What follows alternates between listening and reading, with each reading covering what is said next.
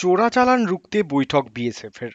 সোমবার বিএসএফের ১৩০ নম্বর ব্যাটালিয়নের উদ্যোগে হলদিবাড়ি ব্লকের দক্ষিণ বড় হলদিবাড়ি গ্রাম পঞ্চায়েতের অধীন তালের মোড় এলাকায় বৈঠকটি অনুষ্ঠিত হয়। বৈঠকে উপস্থিত ছিলেন বিএসএফের ১৩০ নম্বর ব্যাটালিয়নের ডাঙ্গাপাড়া বিওপির ইন্সপেক্টর আকাশ দে, সাব ইন্সপেক্টর পঙ্কজ তিওয়ারি, স্থানীয় পঞ্চায়েত সদস্য শঙ্কর বর্মন সহ ওই এলাকার গ্রামবাসীরা। বৈঠকে বিভিন্ন বিষয় নিয়ে আলোচনা করা হয়।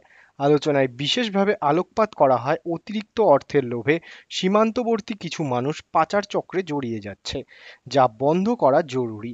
এছাড়াও স্থানীয় কিছু মানুষ পাচার চক্রকারীদের মদদ দিয়ে বাংলাদেশে গবাদি পশুর চোরাচালান এবং অন্যান্য জাতীয় সুরক্ষা বিরোধী কার্যকলাপের মতো আন্তঃসীমান্ত অপরাধে জনগণ জড়িত হচ্ছে।